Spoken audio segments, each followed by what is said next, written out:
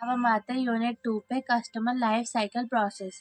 अब customer life cycle process होता क्या है?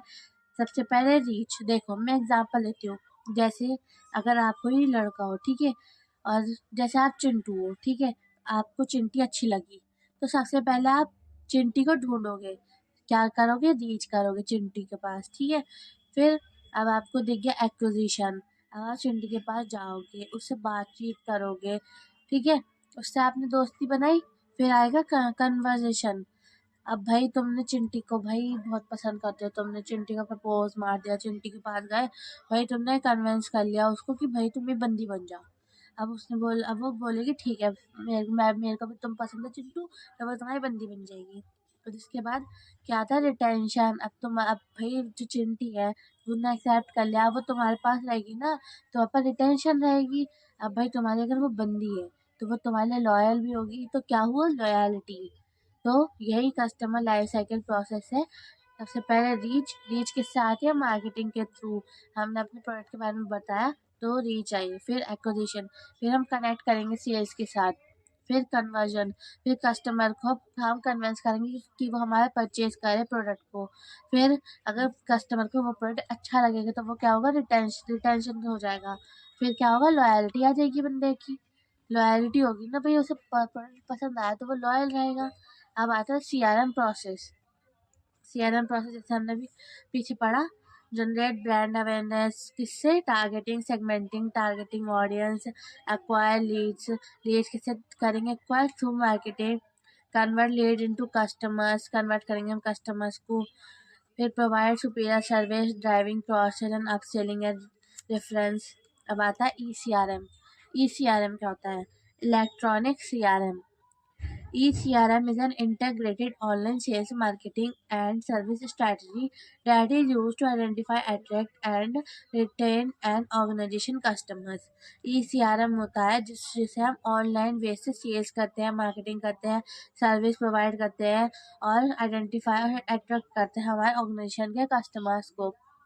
जैसे आपने अमेज़न देखा होगा, अमेज़न में आप किसी फिजिकल स्टोर में जाते हो नहीं ना, तो आप ऑनलाइन वे से प्रोडक्ट परचेज करते हो, फ्लिपकार्ट से प्रोडक्ट परचेज करते हो। वो आपको खुद अपना बिल बनाने की वो देते हैं, मतलब आप अपना बिल खुद बना सकते हैं और बहुत सारी स्ट्रेटजीज होती है उनकी। आप अपना बिल खुद सेलेक्ट करें, खुद कम करें, तो यही सब होता है इलेक्ट्रॉनिक ईसीआरएम, इलेक्ट्रॉनिक सीआरएम। अब आता है इलेक्ट्रॉनिक सीआरएम सॉफ्टवेयर में कंटेन द फॉलोइंग फीचर। सबसे पहले कस्टमर मैनेजमेंट, वो कस्टमर मैनेजमेंट करेंगे सबसे पहले। फिर नॉलेज मैनेजमेंट, भाई नॉलेज है कि ना कि कौन कौन से प्रोडक्ट उनके पास है, क्या क्या क्या कस्टमर है, कौन कौन कस्टमर है, क्या क्या चाहिए किसको। फिर आता है अकाउंट मैनेजमेंट, फिर वो अकाउंट मैनेज करेंगे। फिर आता है केस मैनेजमेंट, अगर कस्टमर को कोई दिक्कत है, कोई प्रॉब्लम आए तो वो उन्हें सर्विस प्रोवाइड करके केस मैनेजमेंट करेंगे। बैक एंड इंटीग्रेशन, वो अपने कस्टमर से इंटीग्रेट करेंगे। फिर रिपोर्टिंग एंड एनालिसिस, फिर वो रिपोर्ट करेंगे, एनालाइज करेंगे थ्रू ग्राफिकल रिप्रेजेंटेशन, ठीक है, यही होता है। अब आता है बिजनेस बेनिफिट्स ऑफ ईसीआरएम। अब बिजनेस बेनिफिट्स क्या है ईसीआरएम के? Service level improvement, service level improve होगा, रिवेन्यू ग्रोथ होगी, मोर प्रॉफिटेबिलिटी बढ़ेगी, प्रोडक्टिविटी बढ़ेगी, कस्टमर सेटिस्फैक्शन बढ़ेगा, ठीक है। अब आता है ऑटोमेशन। फिफ्थ पॉइंट, ये सिक्स पॉइंट है automation. CRM software help in automate campaign including, automation पता ही होगा जो ऑटोमेटिकली काम होता है। सीआरएम सॉफ्टवेयर हमें ऑटोमेटिकली कैंपेन करने में हेल्प करता है, जैसे telemarketing, tele sale, direct mails, lead trekking and responses, codes and order confirmation, ये सब ऑटोमेटिकली हो जाता है। अब आता है कुछ key elements to consider before implementing ECRM और सीआरएम। क्या है अब वो? डिफाइन कस्टमर रिलेशनशिप, सबसे पहले कस्टमर रिलेशनशिप को डिफाइन करना है। फिर एक plan banana, develop a plan. फिर फोकस ऑन कस्टमर, कस्टमर पे फोकस करना है। उसके बाद सेविंग मनी, फिर ये आपकी मनी सेव करता है। अगर आप ऑनलाइन वे से सामान खरीदते हो तो आपको कहीं जाना नहीं पड़ेगा, आप किसी भी फ़ोन से कहीं भी बैठे बैठे अपना ऑर्डर प्लेस कर सकते हैं। फिर ये आपको सर्विस और सपोर्ट दोनों प्रोवाइड करेगा, ठीक है। तो यही होता है key elements to consider before implementing ECRM और सीआरएम। अब हम आते हैं ईसीआरएम साइकिल। अब ईसीआरएम साइकिल क्या है भाई? CRM साइकिल हमने भी पीछे देखी, अभी ECRM साइकिल। फर्स्ट है असेसमेंट फेज, जिसमें पहला ऑब्जेक्टिव है the assessment phase focus on understanding the current state of organisation, customer, detailed process, system and interaction. इसमें असेसमेंट फेज में सबसे पहले हम अंडरस्टैंड करते हैं करंट स्टेट क्या है हमारे ऑर्गेनाइजेशन की, और कस्टमर रिलेटेड प्रोसेस क्या है, और हम इससे इंटरेक्शन करते हैं कस्टमर से। अब एक्टिविटीज़ क्या परफॉर्म करता है। First, data collection. सबसे पहले डेटा कलेक्ट करता है, जैसे तुमने क्या परचेज किया है, तुम्हारी परचेज हिस्ट्री क्या है, तुम्हारा नाम क्या है, तुम्हारा एड्रेस क्या है, सब कुछ इनके पास होता है, सब कुछ कस्टमर डेटा इनके पास होता है। फिर आता है प्रोसेस एनालिसिस। अब ये सबसे पहले evaluate current customer interaction process from lead generation to post sale support, identify bottleneck, efficiency and pain point of analysis.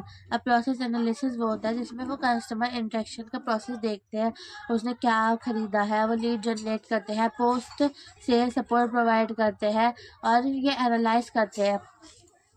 फिर आता है टेक्नोलॉजिकल इवेल्युएशन। टेक्नोलॉजी इवेल्युएशन क्या होता है, assess the efficiency of current CRM system if any, identify gaps और areas में technology can enhance customer retention. इसमें क्या होता है, ये चेक करते हैं कस्टमर की एफिशिएंसी, उसके गैप्स, उसके एरियाज, उसकी टेक्नोलॉजी, जिससे वो कस्टमर रिटेंशन रहे। फिर आता है stakeholder feedback. Gather feedback from employees involve in customer interaction, collect inputs from customer through survey, interviews और फीडबैक फॉर्म्स। सबसे पहले फीडबैक कलेक्ट करो एम्प्लॉय से, ताकि हम कस्टमर इंटरेक्शन में हेल्पफुल हो।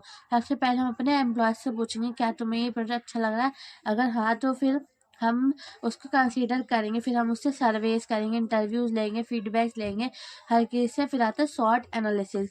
शॉर्ट एनालिसिस क्या होता है, स्ट्रेंथ, वीकनेस, अपॉर्चुनिटी और ट्रेंड।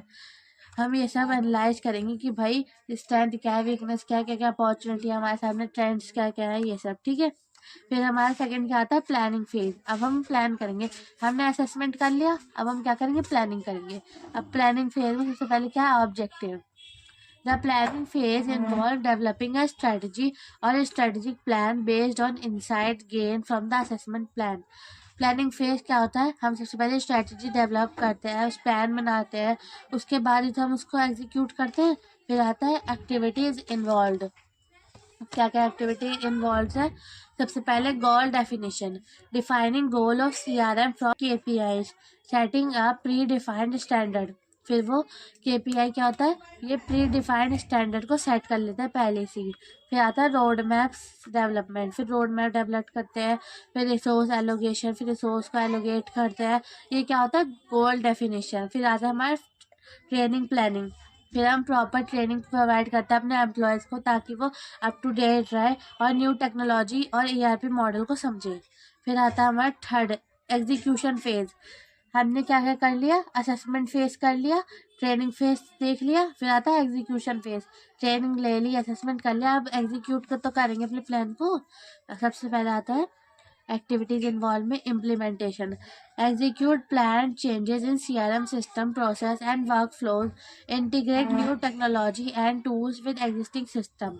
सबसे पहले हम एग्जीक्यूट करेंगे, हमारे जो प्लान में चेंजेस होंगे उन सबको ठीक करेंगे, उसके बाद इंटीग्रेट करेंगे हम न्यू टेक्नोलॉजी के साथ, टूल्स के साथ, हमारा जो एग्जिस्टिंग सिस्टम है। फिर आता है ट्रेनिंग एंड कम्युनिकेशन, फिर हम ट्रेनिंग एंड कम्युनिकेशन प्रोवाइड करेंगे, मॉनिटरिंग एंड एडजस्टमेंट, फिर मॉनिटर करेंगे और एडजस्ट करेंगे। फिर फीडबैक कलेक्शन, फिर फीडबैक देंगे। फिर आता है परफॉर्मेंस इवैल्यूएशन, फिर देखेंगे जो हमने एग्जीक्यूट किया है वो उसका परफॉर्मेंस कैसी आ रही है। फिर आता है टाइप्स ऑफ मॉडल।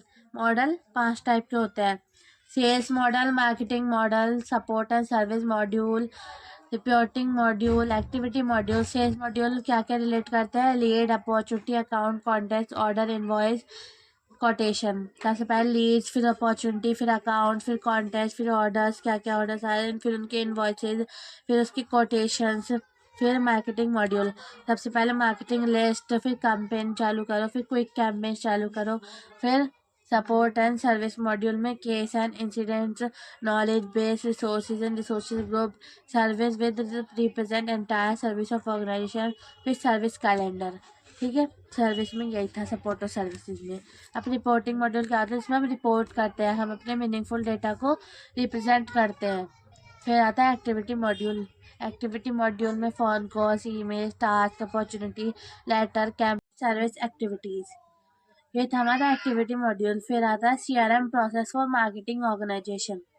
सबसे पहले लीड कैप्चर कैप्चरिंग, फिर हम सबसे पहले लीड कैप्चर करेंगे, फिर लीड नर्चरिंग, फिर लीड को नर्चर करेंगे, फिर कस्टमर रिटेंशन एंड अपसेलिंग, फिर हम कस्टमर को रिटेन करेंगे और उसकी अपसेल करेंगे, फिर मार्केटिंग ऑर्गेनाइजेशन एंड प्लानिंग्स, फिर मार्केटिंग ऑर्गेनाइजेशन करेंगे, फिर प्लानिंग्स करेंगे, फिर CRM application in retail sector, marketing segment, promotion, purchase और रिटेंशन। यही था CRM application retail sector. I hope आपको सेकंड मिनट समझ आई होगी।